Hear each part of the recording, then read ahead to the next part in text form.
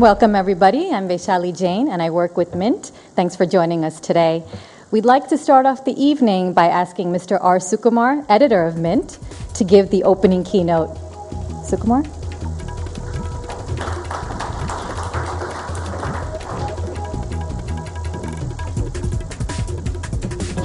Thank you, Vaishali. Welcome, everyone. We'll be shortly joined by the other chief ministers. But I thought I'd give you an overview of what we are doing and why we are doing this. I think one of the most significant changes in India over the last 20 years has been in the states. And chief ministers of states have become very, very conscious about development, especially industrial development, over the last 20 years.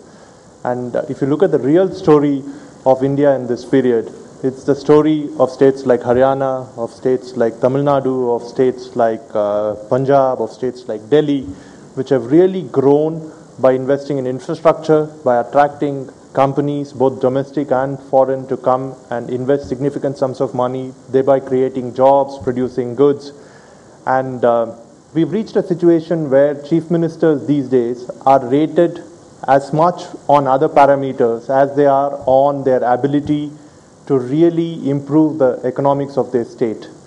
And the real testimony of this is in the fact that all the states and all the chief ministers who are here today have been re-elected on the development platform, on the economic platform, which speaks volumes for the kind of progress that their states have achieved under them. A little bit about the study itself. Several months ago, when we decided to do this study, Amit Kapoor of the Institute of Competitiveness, and you will hear him shortly, came and met with me. And the Institute of Competitiveness was actually set up by this man called Michael Porter, who's based in Harvard. And Michael Porter came up with a framework for measuring the competitiveness of countries, which he did along with the World Economic Forum for a few years, and then IMD took over, but he was the man who came up with the framework, which looked at how competitive countries were. When Amit from the Institute of Competitiveness approached us a few months ago, and we looked at what the study entailed, it entailed applying Michael Porter's framework of competitiveness to Indian states.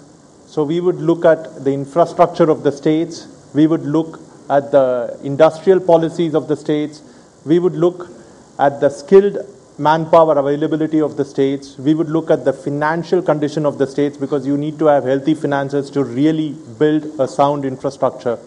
And on that basis, we would rate states. And I'm happy to announce to you that that exercise is now complete, and what we are declaring today are the results of that study. I'd now like to invite Amit to come up and give us a specific overview of how exactly the Institute of Competitiveness did the study. Thank you again for being with us, and thank you to the chief ministers for finding the time to be with us. It's busy political season, but it's always busy political season, right, in New Delhi. Amit?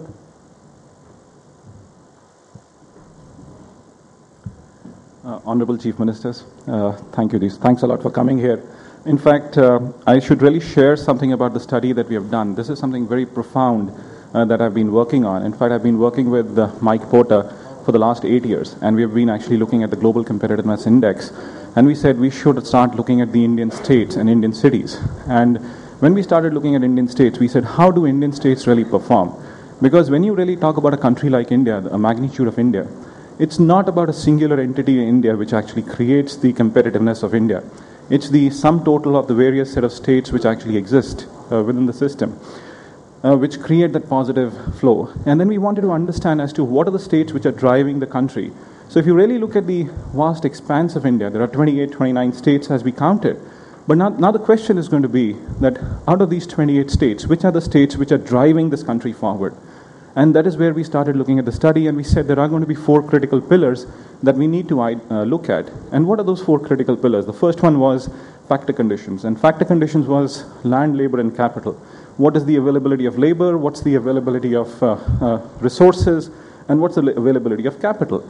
The second thing that we actually looked at was demand conditions. And when we started looking at demand conditions, it was the sophistication of demand, the kind of demand that actually exists within the system. And of course, moving ahead, we started looking at the clusters that actually are there within the system, the competition that exists within the system. So, and the institutional support that is provided, the governance mechanism that actually exists within the system. So we said, and as we were looking at the economy, we found that we cannot really rank states, or we cannot understand states from one singular thing or singular brush. There are different sets of states, different realities, and we need to understand these states from these different realities.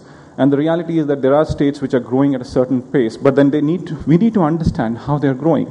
So if you really talk about the big idea of competitiveness, it was the productivity that the state is actually able to provide. If you really look at the states that we are really talking about today, if we talk about the state of Delhi, Delhi is one amazing state which has shown the best productivity in the country, in terms of labor productivity, in terms of how they add value. If I talk about the state of Haryana, it's the industrialization, it's the investments that are actually coming in that drive the whole state, the state itself.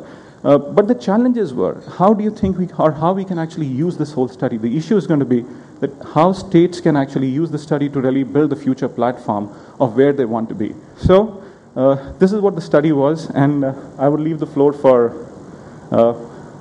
Madam here.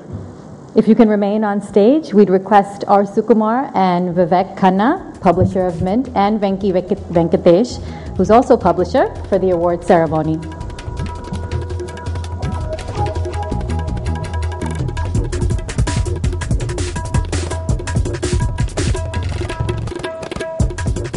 Our first category for the evening is city-states, and Delhi stands out as the most competitive state in this category.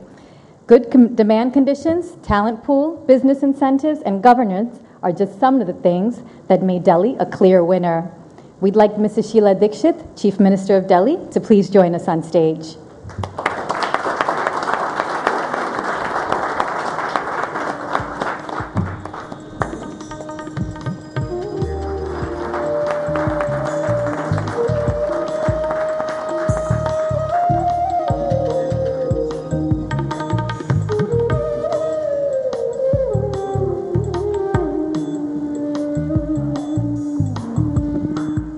We're really happy and proud that you have chosen us. Delhi is not only just a city-state, and I underline the word city-state. It's not a state as Haryana is or Punjab is, but it is also the capital of our country. And therefore, the responsibility which devolves upon people who have to run this state is very critical, because the capital of any city, when you think of England, you think of London first. When you think of France, you think of Paris. When you think of Japan, you think of Tokyo. So the capital city of any nation becomes the mirror through which that nation is looked at. I'm also proud to admit that Delhi is the epicenter of the northern states around. It is from here that everything emanates and eventually comes back. So for us, it's a double whammy, and it's really very, very, happy moment to be able to receive an award as one of the best cities of this country. Thank you very much, and thank you, the Mint team, for honoring Delhi, and particularly the Delhiites with this. Thank you.